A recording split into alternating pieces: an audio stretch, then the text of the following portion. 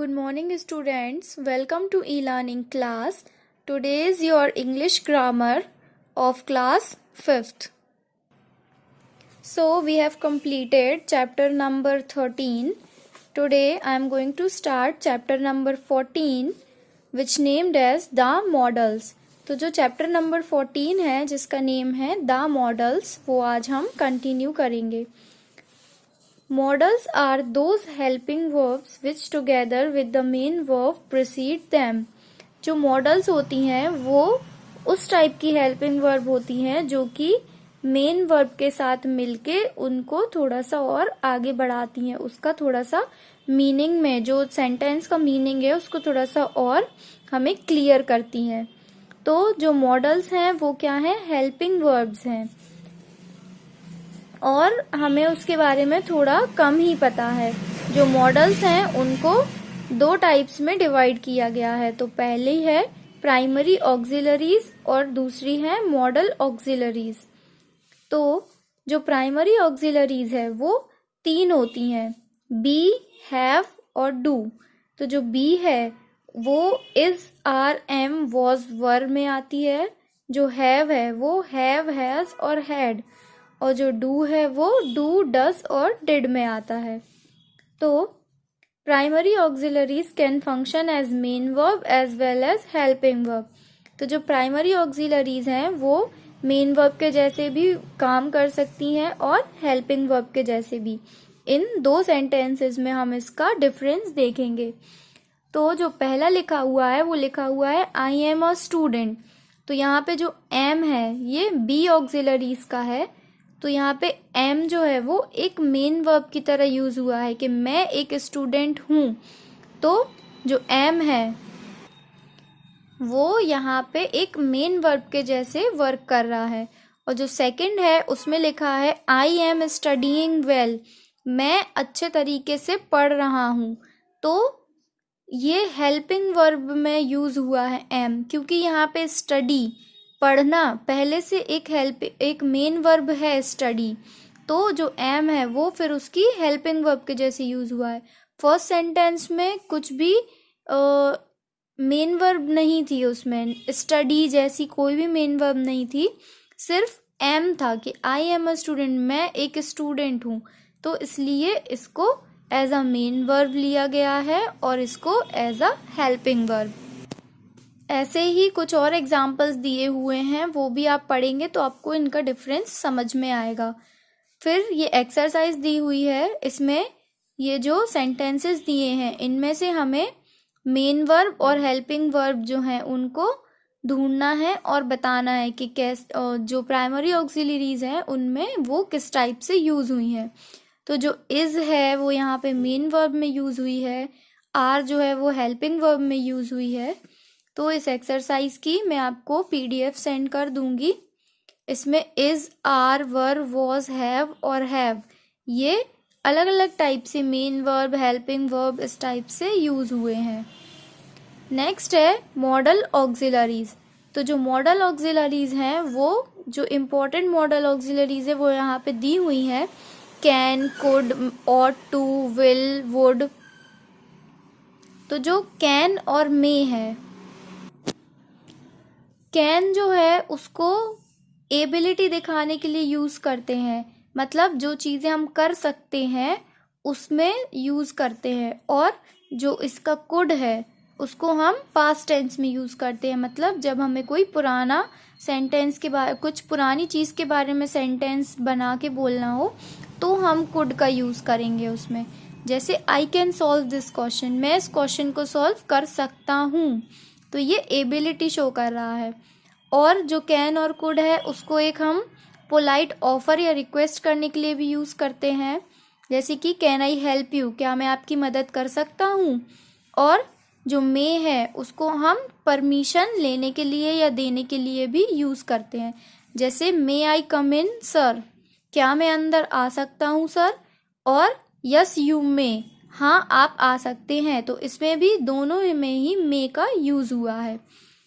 जो should, ought to और must है वो यूज होता है जब हम किसी को कुछ एडवाइस, कुछ सलाह देते हैं या फिर कोई सही बात बताते हैं। जैसे कि वी शुड या ought to take care of our health, हमें अपनी जो हेल्थ है, जो हमारा स्वास्थ्य है, उसकी हमें केयर करनी चाहिए। तो ये सही बात है, तो इसीलिए इसमें शुड का यूज़ हुआ है। जो चीज़ें आपको करनी ही करनी चाहिए उसमें शुड या ऑट टू का यूज़ होता है। जैसे कि we should obey the law या we ought to obey the law, मतलब हमें जो भी लॉ हैं, जो भी नियम है, उनके पालन करने चाहिए। तो इसीलिए यहाँ पे शुड का यूज़ हुआ है। और जो मस्ट है, मस्ट शो करता है कंपल्शन, मीन्स जो चीज़ें कंपलसरी होती हैं, जो आपको करनी ही पड़ती हैं, उसमें मस्ट होता है कि आई मस्ट गो नाउ, मुझे अब जाना चाहिए। All Indians must be united, तो ये कंपलसरी जो चीज़ें हैं कि सारे जो इंडियंस हैं उनको एकजुट होकर रहना चाहिए। इसकी भी एक एक्सरसाइज दी हुई है, इनमें फिल इन द ब्लैंक्स में हमें can, may, should, ought to और मस्ट का यूज़ करना है। तो ये हम सेंटेंस के अकॉर्डिंग इनको फिल करेंगे। जैसे you should not use my pen, everybody ought to या शुड, ये दोनों ही चीज़ें इसमें आ सकती हैं। ऑट टू भी सही है और शुड भी अगर हम लिखेंगे तो ये दोनों ही सही होंगे।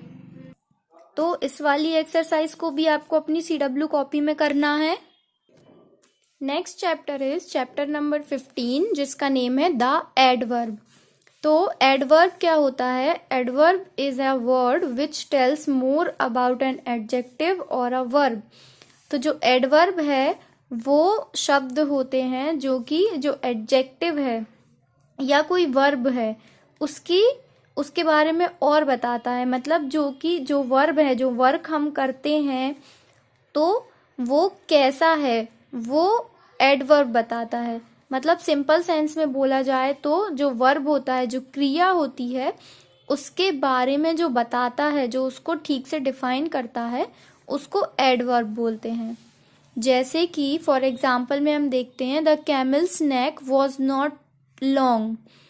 तो जो कैमल की नेक थी, जो ऊंट की नेक थी, वो ज़्यादा लंबी नहीं थी।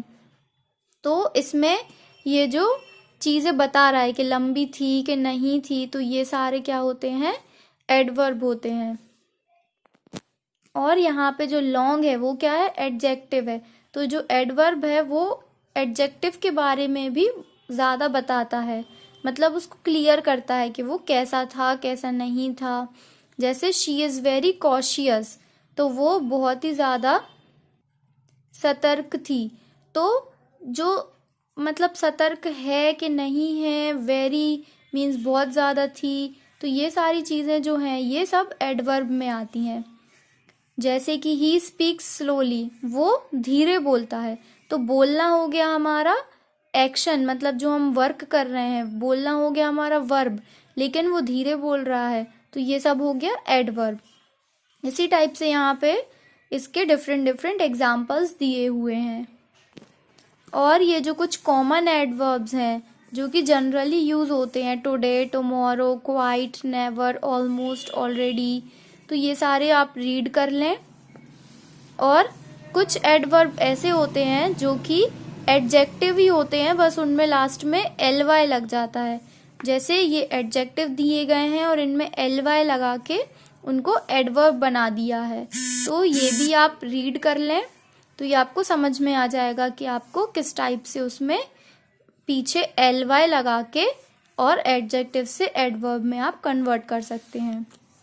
और इसी की जो एक्सरसाइज है वो आपको इधर पे दी हुई है कि आपको एडजेक्टिव को एडवर्ब बनाना है। तो आपको कुछ भी नहीं करना है, ये जो दिए हुए हैं वर्ड्स, इन्हीं को लिख के आपको पीछे ly इसमें ऐड कर देना है, तो ये हमारे एडजेक्टिव से एडवर्ब बन जाएंगे। और जो नेक्स्ट है fill in the blanks with suitable adverb, तो इसमें हमें ये कुछ एडवर्ब्स दिए हैं और इनको हमें इसमें फिल करना है। तो ये हम सेंटेंस के अकॉर्डिंग करेंगे। जैसे शी सिंग्स, फिर डैश है, तो सिंग्स स्लोली तो नहीं आएगा, वो धीरे नहीं गाती है, ऊपर अप नहीं आएगा, क्विकली नहीं आएगा। मेलोडियसली, मेलोडियस एक ऐसा वर्ड होता है जो कि हम सुरीले के सेंस में यूज़ करते हैं, मतलब सुरीला, तो गाने से रिलेटेड तो सुरीला ही होता है, इसीलिए हमने यहाँ पे मेलोडियसली फिल किया है, तो इसमें आ जाएगा शी सिंग्स मेलोडियसली। इसी टाइप से बाकी सारे फिल किए हुए हैं, तो मैं इनकी आपको सेंड कर दूंगी। आपको ये दोनों चैप्टर्स अपनी कॉपी में कंप्लीट करना है। Thank you for watching.